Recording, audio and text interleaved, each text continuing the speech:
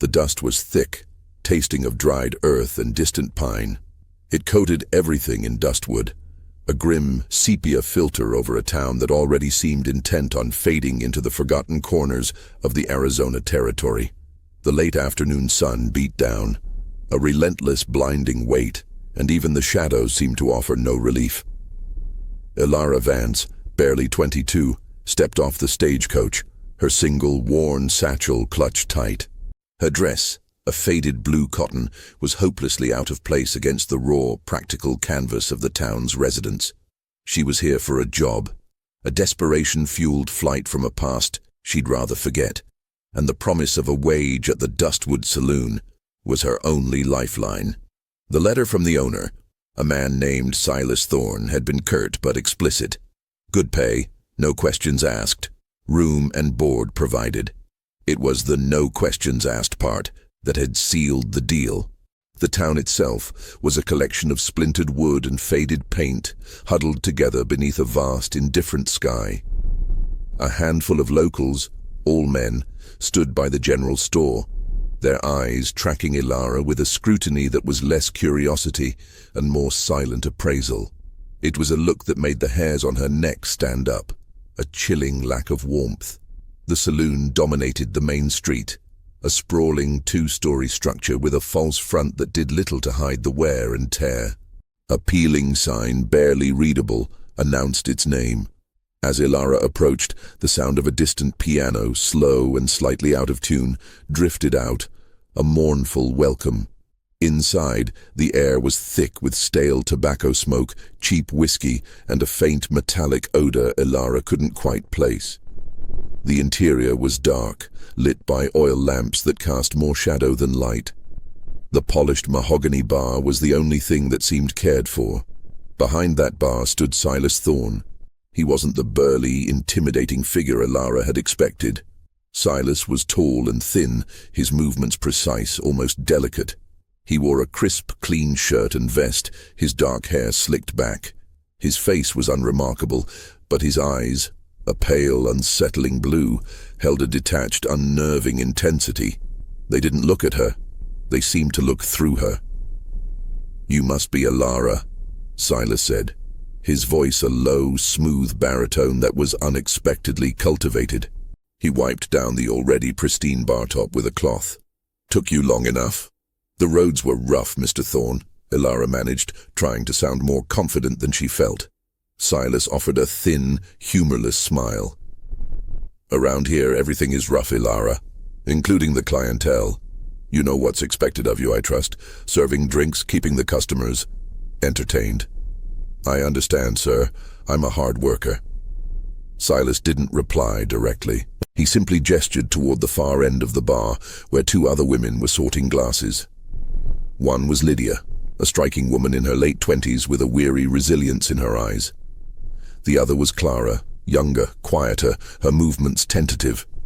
They glanced at Ilara, but their smiles were tight, not reaching their eyes. There was a palpable, unspoken tension between them.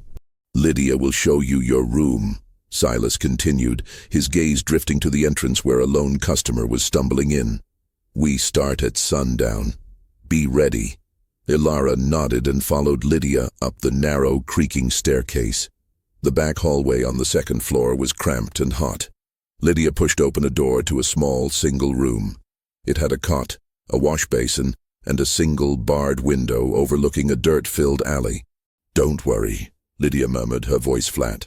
"The bars are more to keep the local pests out than to keep us in." But the way she said it didn't sound like reassurance. "Thank you, Lydia," Ilara said, placing her satchel on the cot. "How long have you been here?" Lydia leaned against the doorframe, her gaze distant. "Long enough to know the rules. Silas owns this place, body and soul, and he likes his secrets kept. All of them. You see things, you hear things, you keep them to yourself.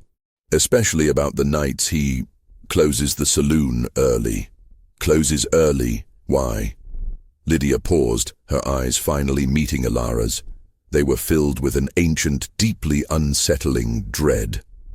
"He says it's for inventory, but no one is allowed to stay. Not us, not the regulars. And those nights when he closes early, the piano stops playing and the whole town goes silent. It's a silence that feels heavier than any noise. Before Ilara could press further, a booming, authoritative voice echoed from the street. "Silas, I need a word." Lydia tensed, her hand flying to her mouth, her eyes wide with a fear that was instant and visceral. "It's the sheriff," she whispered, her voice barely audible. "Sheriff Boone. He's worse than Silas. Do not draw his attention. Ever." Ilara looked out the small barred window and saw him. Sheriff Boone, a huge man in a star-emblazoned vest, his face red and severe, his presence an oppressive force. He was talking to Silas down in the street, their exchange hushed but clearly intense. Boone occasionally gestured toward the back of a large enclosed wagon parked near the alley, a wagon that looked much like one used for transporting livestock. Silas met the sheriff's gaze, his pale eyes narrowing. He gave a single, almost imperceptible nod. Then he looked up, directly at Ilara's window. Ilara recoiled immediately, her heart slamming against her ribs. He couldn't have seen her, not from that angle, not in the dim light. But the look on Silas's face, that cold, flat, intense look, suggested he knew precisely where she was and exactly what she was thinking. Lydia pulled her away from the window, her grip surprisingly strong. "Get ready, Ilara. Focus on the work. Don't look, don't listen, don't ask. You don't want to know the things that happen when Silas and the sheriff are in business.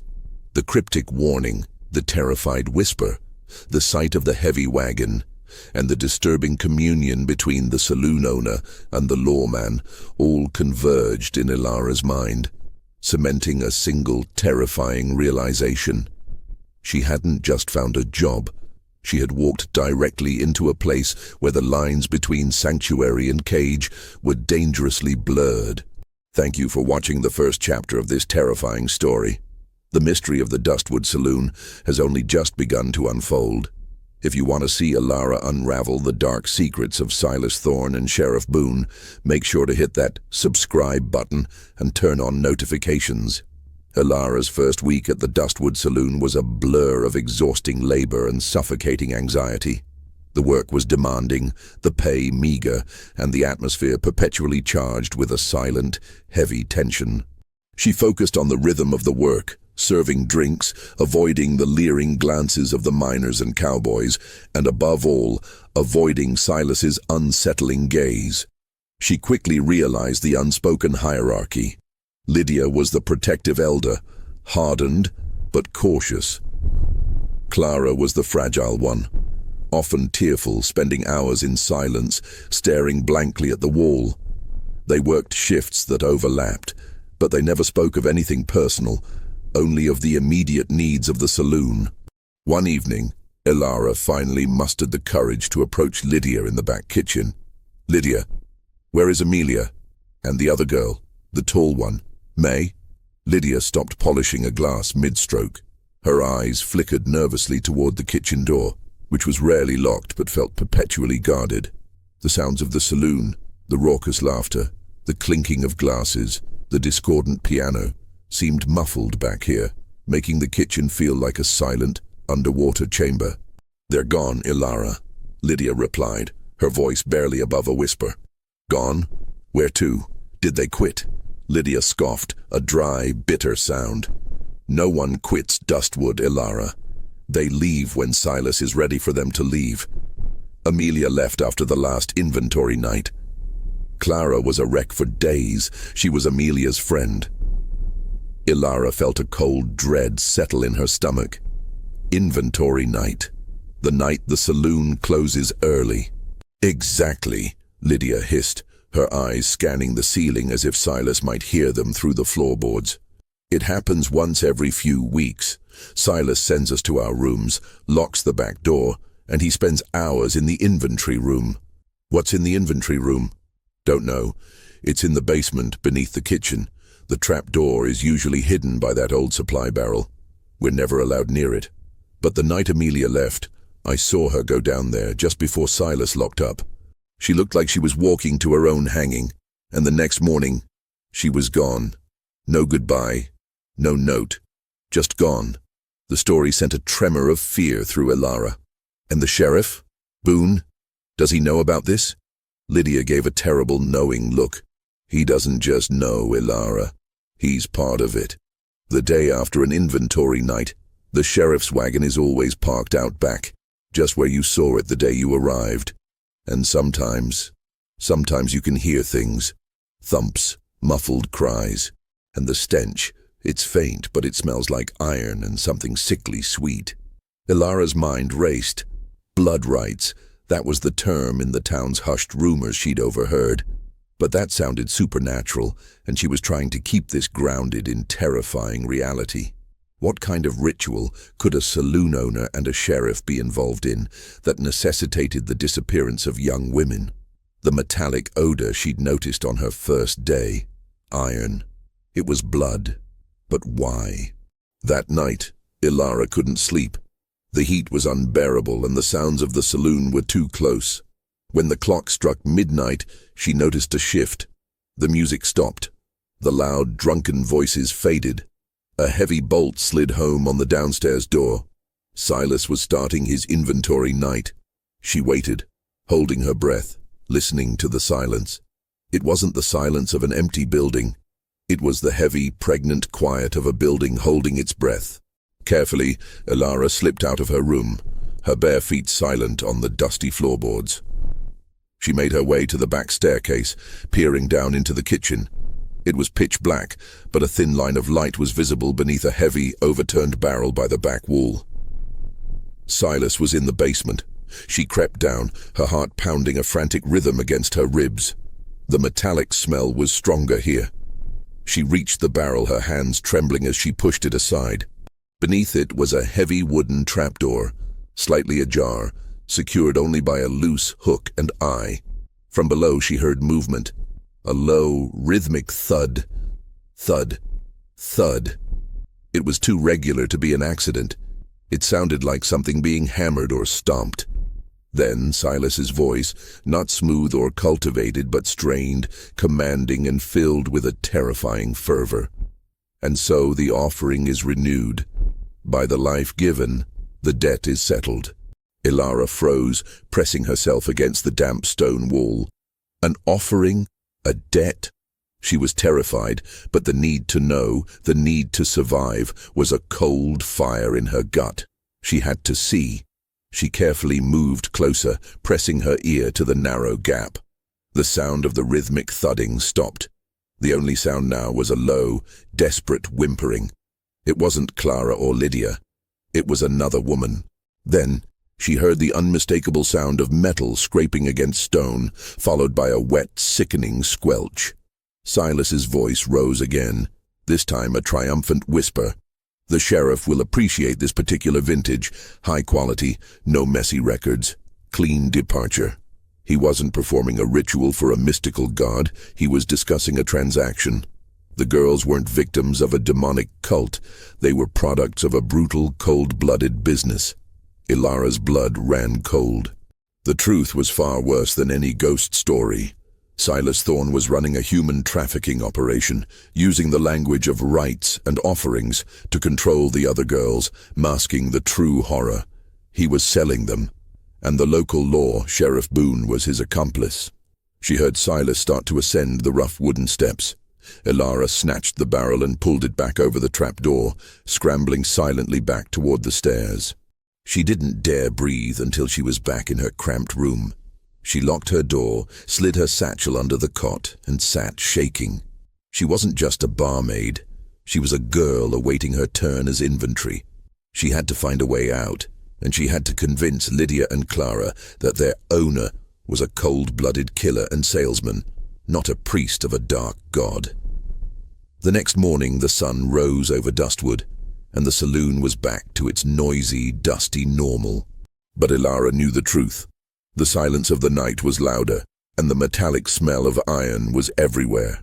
The discovery of the trafficking operation, and the sheriff's direct involvement, transformed Ilara's fear into a focused, chilling resolve.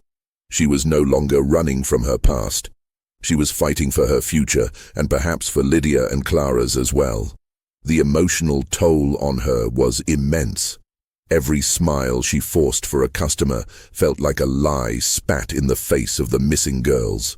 Every glance from Silas was a reminder of her impending fate. Elara. Lydia pulled her aside, her brow furrowed with concern. The air in the saloon that morning was particularly heavy, perhaps because the latest victim was fresh in their minds. "You look pale. Did you hear something last night?"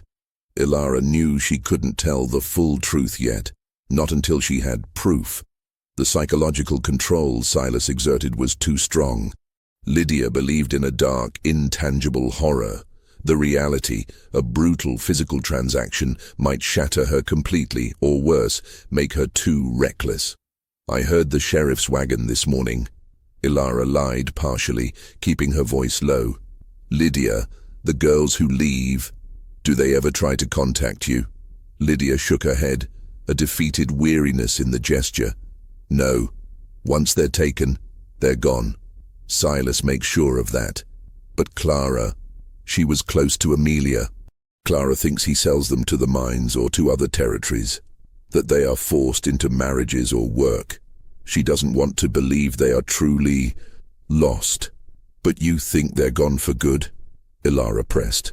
"I think the blood rites make them compliant," Lydia whispered, her eyes wide with fear. "They say he gives them some kind of drink before the closing. That's why they go so quietly." Elara realized the truth was a horrifying synthesis.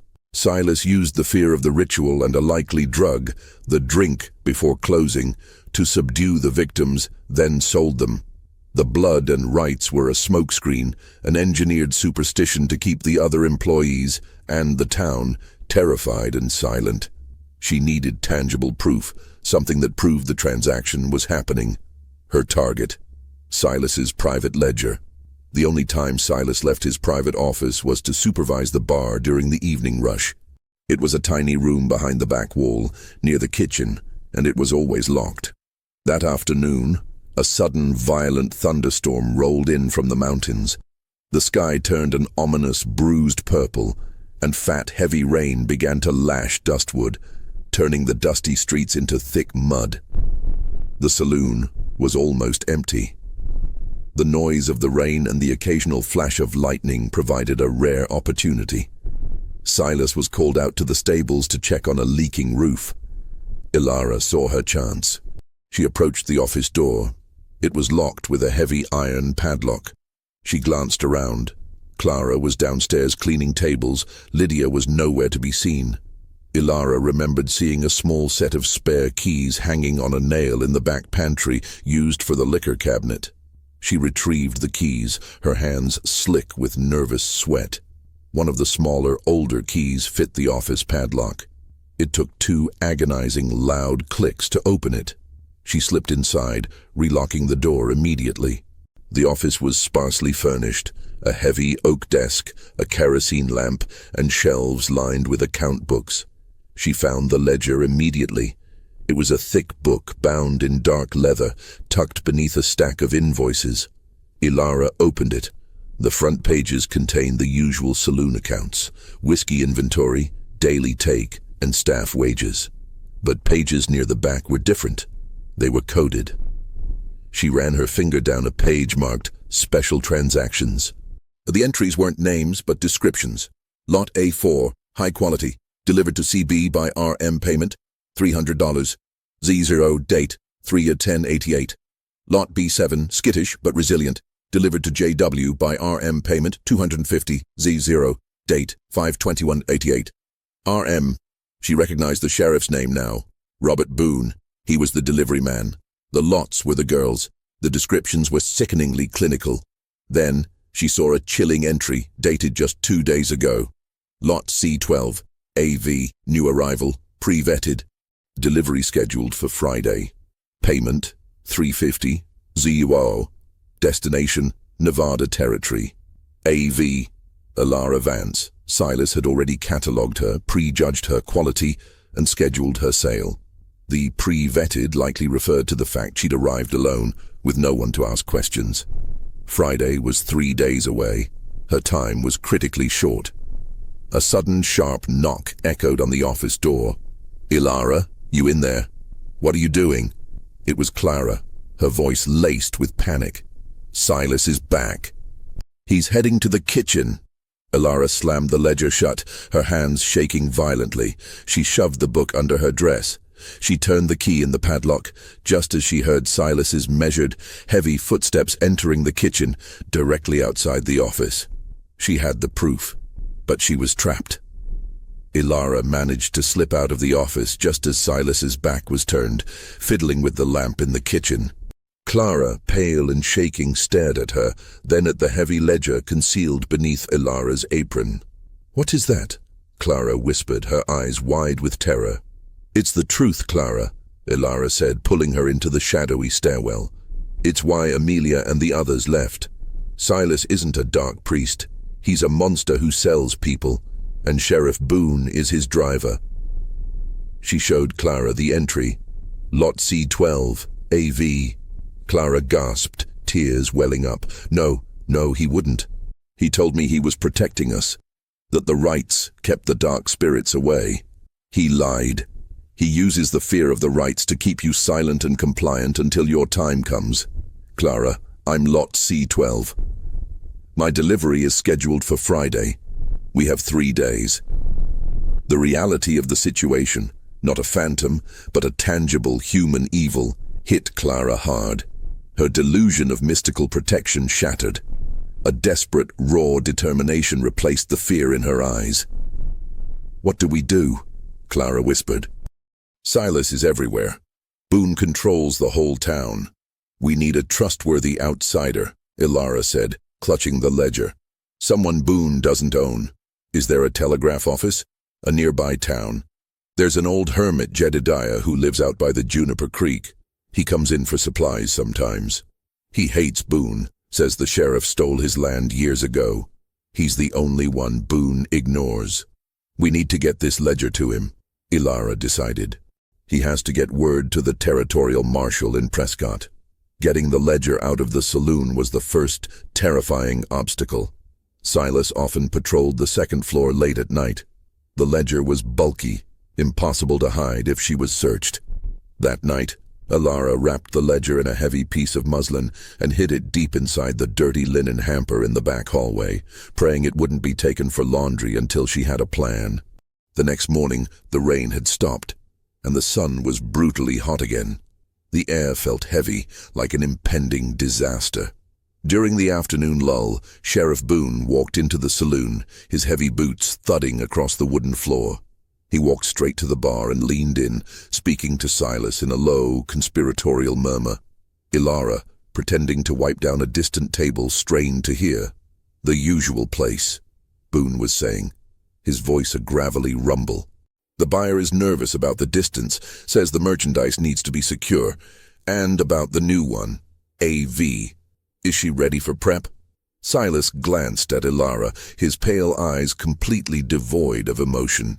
"She's satisfactory. We'll start the preparation tomorrow night. Keep her docile." Ilara's breath hitched. Docile, the drink Lydia spoke of, the drugs. They were going to start drugging her tomorrow night, making her compliant for the Friday delivery. She had less than 48 hours. She retreated to the kitchen, her heart hammering.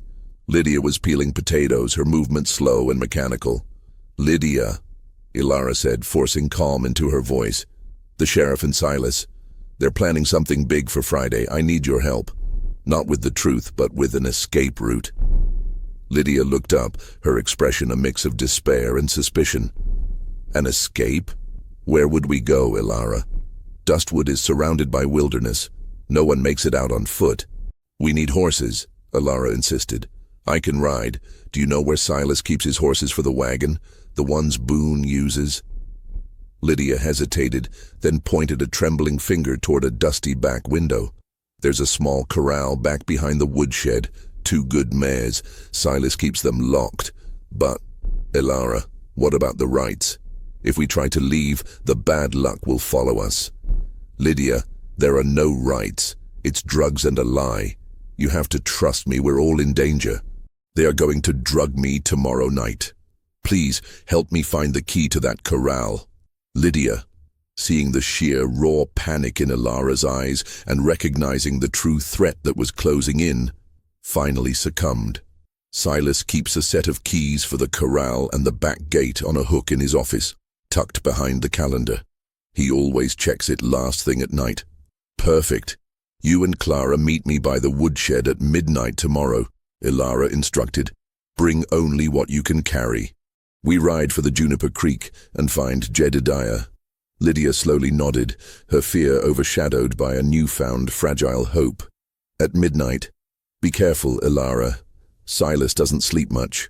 Ilara knew the risk was astronomical. One misstep, one creak on the floorboards, and she would be prepped early. But she had the ledger, she had two desperate allies, and she had a deadline. She spent the rest of the day observing Silas's every move, planning the impossible heist that would save their lives. The night before the scheduled prep was hot and stifling. The air in Ilara's room was thick with tension. Every sound, the wind rattling the barred window, the distant howl of a coyote, was amplified, sounding like a warning. At 11:45 p.m., Ilara pulled the ledger from the linen hamper. It felt like a brick of incriminating evidence. She secured it inside her dress, then crept out. She found Clara and Lydia waiting, pale and whispering, in the shadows of the back hallway. They were both fully dressed, clutching small bundles of their meager possessions.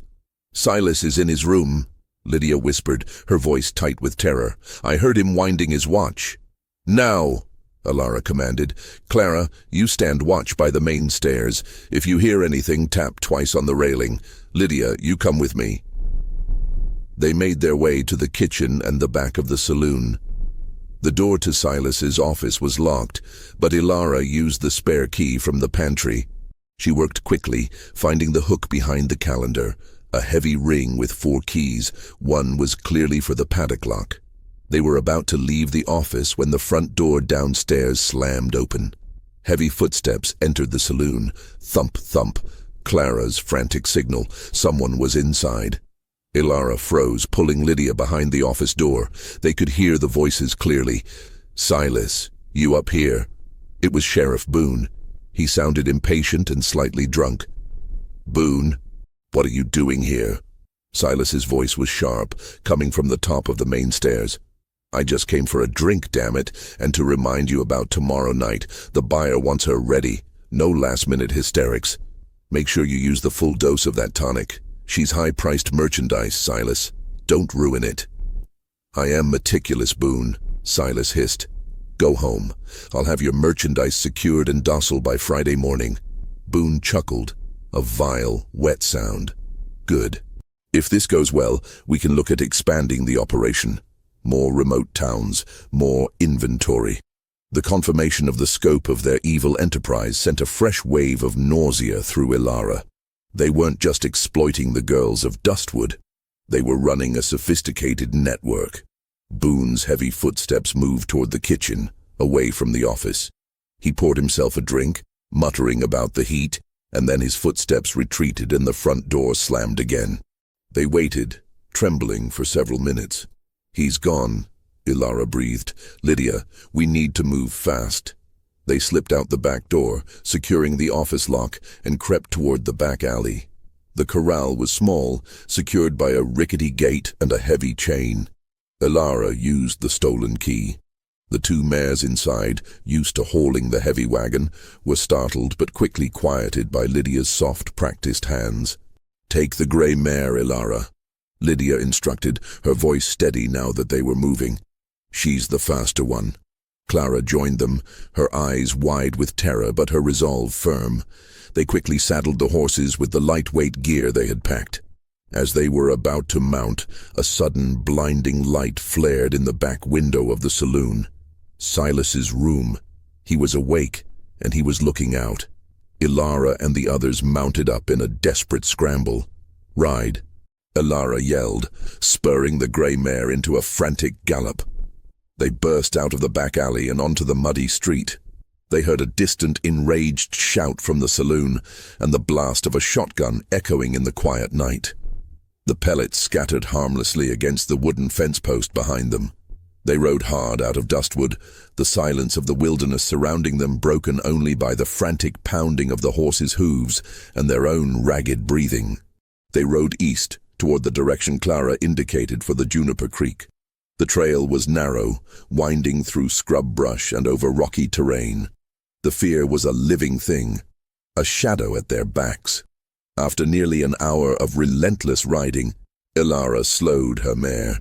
They were deep into the canyon lands, the moon a sliver of white in the inky sky. "We have to stop soon," Ilara panted. "The horses are winded. Silas will follow at dawn." Clara pointed toward a faint flickering light high on a distant ridge. "That's Jedediah's cabin. We have to reach him before the sun rises." Suddenly the gray mare stumbled, whinnying in pain. "What is it?" Lydia cried, pulling her own horse to a stop. Ilara dismounted, her heart sinking. A sharp piece of shale had sliced deep into the mare's front leg. The horse couldn't carry her.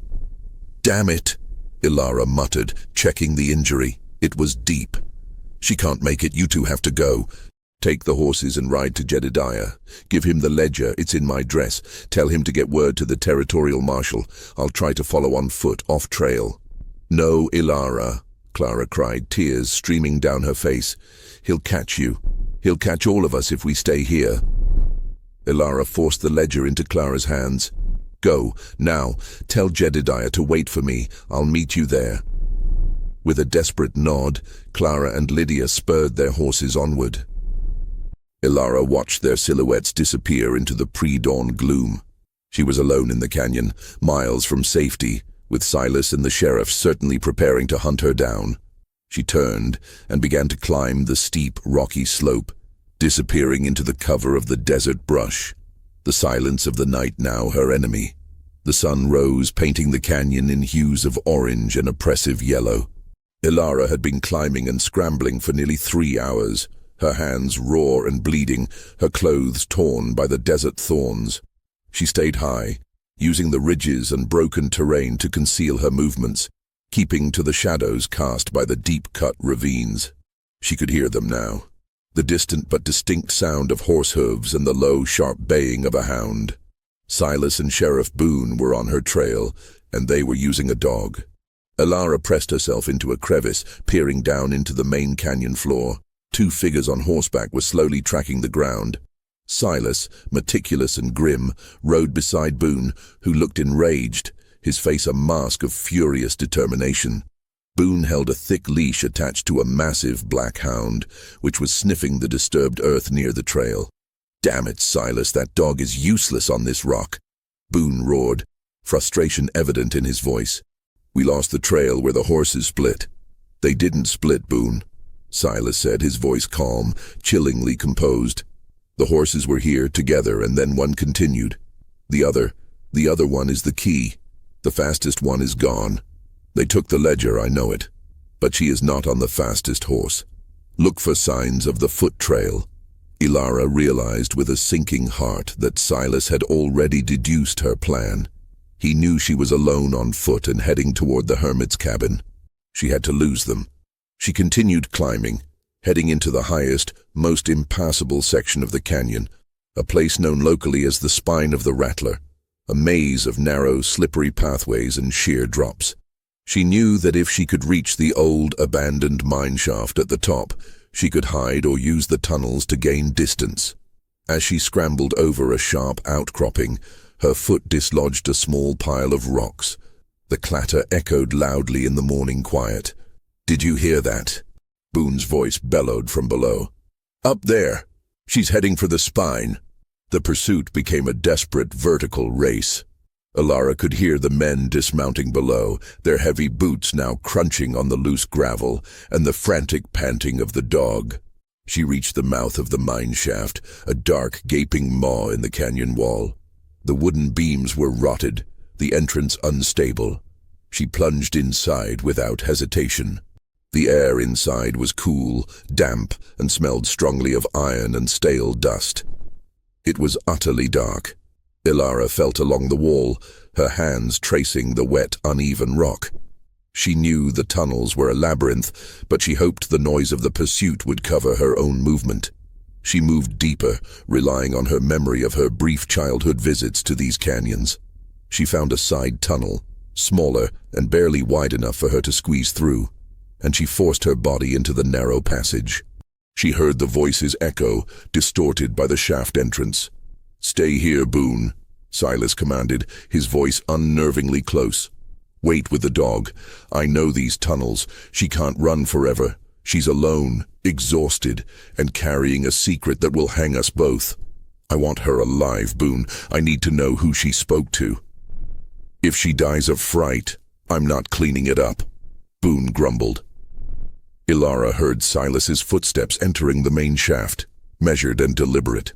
The sound of his approach, magnified by the stone walls, was the most terrifying sound she had ever heard. She was trapped in a narrow, pitch-black space, being hunted by a man who treated her like inventory. Silas was close now. She could hear his heavy breathing and the faint click-clack of his boots. He stopped. "Ilara," his voice echoed, smooth and chillingly rational. "You should have stayed on the horse. Your foolish friends will be dealt with shortly. Just give me the ledger, and I'll make your final transaction quick and painless. You were pre-vetted, remember? You're valuable." He was using her fear, her desperation, to flush her out. Ilara held her breath, pressing herself against the damp rock, her heart threatening to burst through her chest. She needed to create a distraction. She fumbled in her torn pocket and found a small, jagged piece of quartz she'd picked up earlier. She threw it, hard, into a distant, empty side tunnel. Clang. The sound echoed. Silas hesitated, then turned and moved toward the noise. "There you are, little bird," he murmured, his voice fading slightly. Ilara took her chance. She squeezed out of the side tunnel and ran back down the main shaft toward the light, her lungs burning, ignoring the sharp pain of her scraped legs. She burst out of the mine opening into the blinding sunlight and scrambled back down the slope. Boone, startled by her sudden appearance, grabbed his rifle. "There she is." "Stop, or I'll shoot!" Ilara ignored him, throwing herself over the nearest ledge and tumbling down the rocky slope, landing hard on the canyon floor. The ledger was safe, but her ankle twisted beneath her with a sickening pop. A sharp, blinding pain shot up her leg. She tried to stand, but her ankle wouldn't bear weight. She was injured, exposed, and Boone was closing in. "That's enough of this chasing," Boone yelled, his heavy steps thudding closer. Ilara looked around frantically. She saw a small cluster of thick, thorny desert brush nearby. She dragged herself toward it, pulling her body beneath the tangled cover just as Boone reached the spot where she had fallen. She lay silent, the pain in her ankle a searing constant, the taste of dust and fear filling her mouth. She had escaped Silas, but she was now staring directly into the muzzle of Sheriff Boone's rifle. Sheriff Boone stood over the cluster of brush, his rifle aimed low. His shadow loomed over Ilara, massive and menacing. "I know you're in there, girl," Boone snarled, his voice thick with frustration. "Silas wants you in one piece, but I'm losing my patience. Come out now, or I'll drag you out and you won't like the consequences." Ilara bit back a cry of pain. She had to stay hidden. The only way she survived was if she bought enough time for Clara and Lydia to reach Jedediah. "I'm warning you," Boone growled, taking a heavy step. He kicked the brush near her head. Suddenly, a loud, sharp whistle pierced the air, echoing across the canyon. It was a distinctive, high-pitched call, the sound of a cowboy signaling a herd. Boone instantly tensed, dropping his rifle slightly. "What in the devil?" Ilara risked a glance. From the ridge high above, she saw a figure on horseback silhouetted against the sun, a wiry old man in tattered clothes, riding slowly. Jedediah. He was holding a large leather-bound book. The ledger. Boone swore loudly. "That old fool, he's trying to draw attention." "You're too late, Sheriff." Ilara heard Clara's voice, faint but clear, carried on the desert wind. "The marshal will know everything." Boone was faced with a critical choice: capture Ilara or pursue the only physical evidence that could implicate him and Silas. The ledger was the priority. "Stay put, girl," Boone yelled at the brush, his face a furious crimson. He turned and scrambled back up the slope, retrieving his horse. He galloped away, riding hard up the ridge, abandoning Ilara to pursue the others. Ilara waited until the sounds of the chase faded completely. The intense adrenaline began to wear off, replaced by the burning agony in her ankle and the crushing exhaustion. She crawled out from the brush, the sunlight blinding. Her ankle was rapidly swelling, turning a sickly purple. She couldn't walk. She was stranded, alone, and defenseless. Minutes later she heard a sound, not the heavy gallop of Boone, but a lighter, more precise tread. Silas Thorne emerged from the mouth of the mine shaft, having tracked her escape route, his face cold with calculated fury. "Boone is a brute," Silas said, stepping lightly across the rocks toward her. "He focuses on the noise. I focus on the pattern. You left a very predictable pattern, Ilara." He saw her injured ankle. He didn't offer help. He simply assessed the damage with a clinical detachment. "A simple fracture. Manageable," Silas observed. "Now where is the book? Did you give it to the others?" "Go to hell, Silas," Ilara spat, pushing herself back against the rock face. Silas chuckled, a dry, unpleasant sound.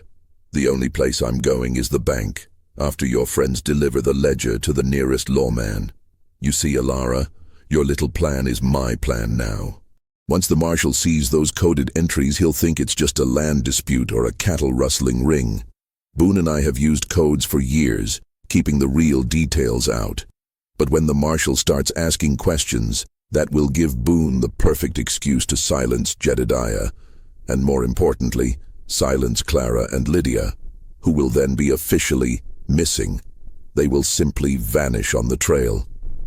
Ilara stared at him, horror dawning in her eyes. He was going to use the ledger itself as bait, leading the marshal to believe the crime was minor, while he disposed of the witnesses. He was a master of misdirection. Silas knelt, pulling a length of leather strap from his vest. "You, however, are coming back to Dustwood. We still have a buyer in Nevada, and the thought of selling a girl who tried to ruin a sheriff, that will significantly increase your market value." He grabbed her good arm, pulling her to her feet, the pain in her ankle making her cry out. Suddenly, a small, dark object sailed over Silas's shoulder and landed in the dust near his feet. It was a large, heavy desert rock. "Let her go, Silas." It was Lydia appearing from behind a curtain of scrub brush, a large piece of wood clutched in her hand. She was alone. "Lydia, you were supposed to be with the book," Silas sneered. "We split up." "Clara kept riding with the book," Lydia said, though her voice wavered with fear. "I came back. I knew you would track Ilara." Silas dropped his guard slightly, his focus on Lydia. "You're a fool, Lydia. You've been my best employee for 5 years. Why ruin it now? I will not sell you." "You already did," Lydia whispered, her eyes burning with a desperate resolve. "You sold my sister May 2 years ago. I kept silent because I thought I was protecting myself. No more." As Silas took a step toward her, a distraction Ilara desperately needed, Ilara acted. She threw her weight backward, tripping Silas into the rock face. As he stumbled, Ilara grabbed a heavy, discarded pickaxe handle lying nearby, a relic from the old mine. Before Silas could fully regain his balance, Ilara swung the heavy handle, catching him in the shoulder. Silas roared in pain and fury. The force of the blow knocked him back against the rock. "Run, Lydia! Get out of here!" Ilara screamed. Lydia didn't run. She rushed forward and slammed her piece of wood against Silas's head. He collapsed unconscious into the dirt. The two women stood over the proprietor of the Dustwood Saloon, their ragged breaths the only sound. They had faced down the monster and won. But the true threat, Sheriff Boone, was still in pursuit of Clara and the ledger. "You've reached a major turning point. Ilara and Lydia have survived their ordeal, but the sheriff is closing in on Clara and the evidence. The stakes have never been higher. If you're on the edge of your seat and want to see how this dark conspiracy unravels, hit subscribe now so you don't miss the dramatic conclusion." Lydia quickly assessed Ilara's ankle. "It's a bad twist, maybe a break. We can't ride, we can't walk. They were miles from safety, exposed, and now had an unconscious Silas Thorne to deal with. The sun was climbing, and the canyon was turning into an oven. "We have to tie him up," Ilara instructed, gritting her teeth against the pain. "And we have to follow Boone and Clara. They can't be far ahead." They used the leather straps Silas had intended for Ilara and a belt from Lydia's waist to secure Silas's wrists and ankles. They left him sprawled in the dirt, unconscious but alive. Lydia helped Ilara onto her back, and they began the agonizing slow crawl and stagger across the rough canyon terrain, following the distant sound of horse hooves. Ilara, despite the searing pain in her ankle, was the navigator, using her wits to find the fastest route. After a grueling hour, they reached a vantage point overlooking the Juniper Creek. Below them, the scene was playing out in a desperate tableau. Clara was at the edge of the creek, standing beside a small makeshift hut, Jedediah's cabin. She was exhausted, holding the horses and the ledger, but Jedediah was nowhere to be seen. Sheriff Boone had cornered her. "Hand it over, girl." Boone yelled, his face slick with sweat and rage. "That book and you can live. We'll say you got lost in the desert. Silas will understand." "No!" Clara screamed, clutching the ledger to her chest. "The marshal is coming. Jedediah rode ahead. He got word out." Boone laughed, a harsh, dismissive sound. "That old fool. He's probably fallen off a ridge. You're lying. No one is coming, Clara. Give me the book." He started to dismount, but then Clara, with a sudden, desperate movement, hurled the ledger across the creek. It landed with a heavy thud near a thick patch of mesquite. Boone swore and lunged forward, but Clara took the opportunity. She whipped the reins of her horse, sending it charging straight at the sheriff. Boone was forced to step back to avoid being trampled. The diversion gave Ilara an idea. "Lydia, we need to create a dust cloud. Fast, something to distract him from the book." Lydia, seeing the urgency, grabbed a dead, heavy branch and a handful of loose stones. She began to scrape and throw the material down the steep, dry slope, creating a sudden, thick plume of dust and falling debris that rained down near Boone's position. Boone, already furious and disoriented, looked up. "Who's there? Show yourselves." The distraction bought Clara precious seconds. She plunged into the creek, scrambling for the other side to retrieve the ledger. As Boone fumbled with his rifle, trying to see through the dust, they heard it. A new sound. Not the familiar clatter of a single rider, but the organized, unmistakable rhythm of multiple horses approaching at a controlled trot. From over the eastern ridge, a column of men rode into view. They were not local cowboys. They wore the distinct, clean uniforms of territorial marshals. Leading them was a severe, determined-looking man in a clean, dust-free coat. The marshal had arrived. Boone froze, his hand hovering over his holster. His eyes darted between the approaching lawman, the struggling Clara, and the spot where the ledger lay. "Sheriff Boone," the marshal called out, his voice sharp and carrying. "We received a cryptic message from a man named Jedediah. He mentioned unaccounted inventory and a saloon owner. I think we need to have a serious conversation." Boone knew he was trapped. He couldn't run. He couldn't fight an entire contingent of marshals. His entire criminal enterprise, years in the making, was collapsing around him. Suddenly, Boone made a last desperate move. He grabbed Clara, pulling her in front of him, using her as a human shield. "Stay back," Boone yelled at the marshals, "or the girl dies right here. She's the only witness you need." Ilara, watching from above, knew this was the final moment. She could see Clara's face, a mask of pure terror. "Lydia," Ilara whispered, "we need to cause a diversion, a loud one." Lydia looked around frantically. She spotted a stack of old, dry timbers piled near the cliff face, the remnants of a long-abandoned prospector's camp. "The woodpile," Lydia muttered. "If I can get it rolling—" Lydia, ignoring the risk, scrambled over the rocks and, with a superhuman effort born of desperation, pushed the heavy pile of dry, brittle timber. It tumbled down the slope with a loud, crashing roar, kicking up a massive cloud of dust and splintered wood, crashing into the ground right behind Boone's horse. The horse reared violently, throwing the sheriff off balance. The marshal's men seized the opening.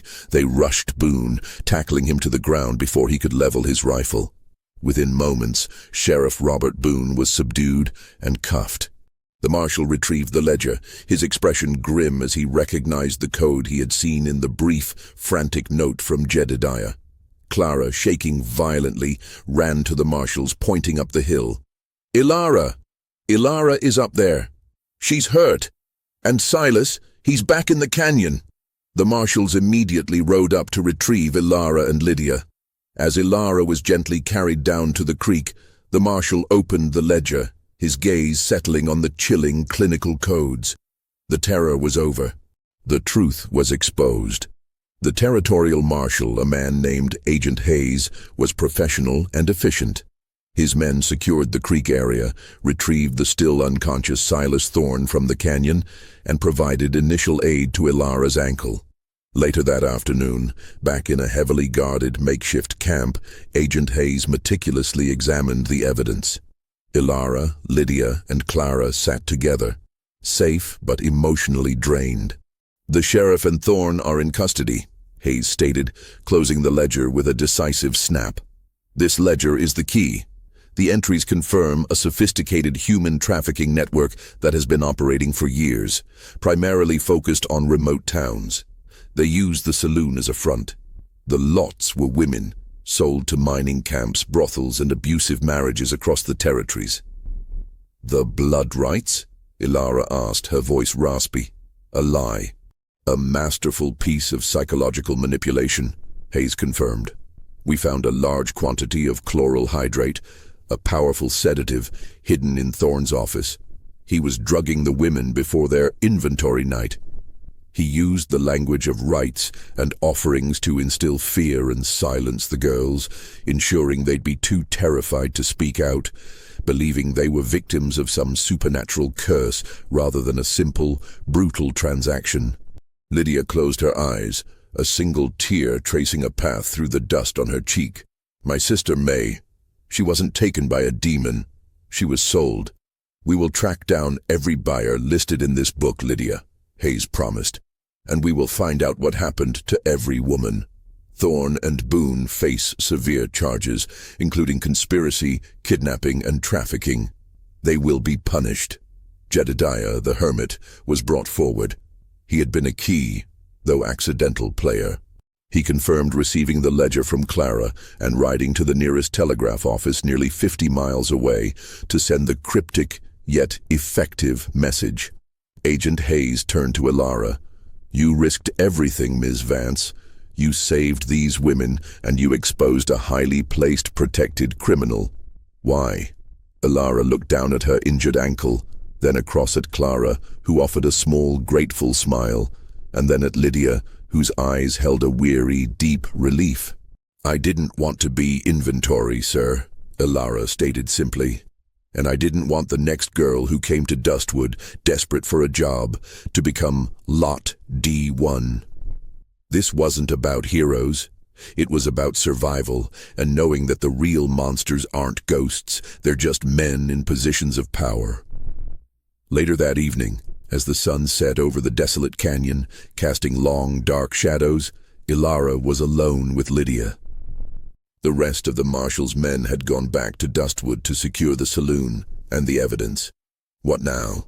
Lydia asked, staring into the flickering light of the campfire. "We go to Prescott with the marshal," Ilara replied. "We testify.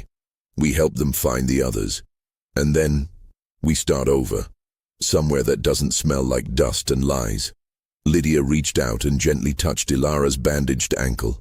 "Thank you, Ilara, for being stronger than the fear he created." "We were stronger together," Ilara corrected, leaning her head on Lydia's shoulder. As they sat in the quiet of the desert, the sounds of the night no longer felt threatening, but peaceful. The nightmare was over, and the dawn of justice was finally breaking. Suddenly, a marshal rushed back into the camp, his face tight with urgency. "Agent Hayes, we have a problem." Hayes, who was organizing papers nearby, looked up sharply. "What is it?" "The saloon. We found the basement. We found the trapdoor, but the wall's down there. The stone is covered in dried, dark stains, and we found a small, hidden chest. Hayes walked over quickly. What's in the chest? It's not gold, sir. It's a collection of small personal items. Lockets, ribbons, a child's toy, and dried flowers. Ilara and Lydia exchanged a terrible look. The personal items of the missing women. And, the marshal continued, his voice dropping to a near whisper, we found a notebook written in Silas Thorne's own hand. It's not coded. It's a journal. He didn't just sell them, sir. He wrote about them. Their blood was being used to write the ledger entries in the back pages. He considered that his true inventory record. The iron smell was human blood. The terror wasn't just in the sale, it was in the sickening, calculated depravity of the man, making the women's own lifeblood the ink for their transaction. The blood rites were real, not for a demon, but for the satisfaction of a terrifyingly mundane killer. The revelations in Silas Thorne's journal cast a sickening shadow over the entire case. The man was not just a trafficker. He was a meticulous sadist who formalized his victim's suffering into a vile, personalized ritual. The psychological terror he inflicted was as essential to his operation as the sale itself. Agent Hayes and the marshals moved swiftly. They secured the evidence, including the gruesome journal and the trophies, the personal items of the vanished women. The next morning, Ilara, Lydia, and Clara were transported to Prescott, the territorial capital, where they provided detailed depositions. Their testimonies, combined with the ledger and Thorne's journal, formed an irrefutable case against both Silas Thorne and Sheriff Robert Boone. The news of the Dustwood Saloon killings, as the press quickly branded the human trafficking ring, sent a shockwave across the territory. The idea that a lawman and a respectable business owner could engage in such systematic, cold-blooded crime, cloaked by the simple fear of a mythical rite, proved a deeply unsettling truth. Human malice, not the supernatural, was the greatest terror. The trials. The trials of Silas Thorne and Robert Boone were swift and public. Ilara, leaning on a cane, delivered a calm, detailed account of her arrival, the girls' disappearances, and the discovery of the ledger. Lydia and Clara testified to the years of fear, the inventory nights, and the sickening manipulation. Silas Thorne remained unnervingly composed throughout, his pale eyes detached, never showing remorse. He tried to claim insanity, but the methodical, calculating nature of his ledger and journal entries proved otherwise. He was convicted of numerous counts of kidnapping, trafficking, and accessory to murder, for the implied deaths of the women whose items were found. Sheriff Boone, stripped of his badge, was convicted as Thorne's accomplice, transporter, and enforcer. The power dynamic was clear. Thorne was the meticulous businessman. Boone was the muscle who ensured the operation remained above the law. Both men were sentenced to life imprisonment in the maximum security territorial prison, a remote fortress in the far north. The aftermath. Dustwood, the town, never recovered. The saloon was burned to the ground by angry locals and miners shortly after the marshals left. The town, tainted by the truth of its own quiet complicity and silence, slowly faded back into the dust from which it came. Clara chose to stay in Prescott. She used the small sum of back wages the marshals recovered to start a small laundry business, finding comfort in the simple, honest work. She never spoke of Dustwood again, but the occasional tremor in her hands was a lasting testament to her ordeal. Lydia, with Ilara's support, channeled her grief and anger into action. She joined a small, newly formed non-profit organization dedicated to tracking missing women across the Western Territories, using her street smarts and resilience to help find the women listed in Thorne's ledger. She found a purpose in fighting the very crime that had nearly consumed her. Ilara Vance left the territories entirely. She knew the life she had escaped in her past was less dangerous than the one she had barely survived in Dustwood. She realized that her own fear had been replaced by a quiet strength. She used her unique experience, her ability to think under pressure, and her unflinching commitment to the truth to find work as a private investigator in San Francisco, specializing in cases where the law had failed the vulnerable.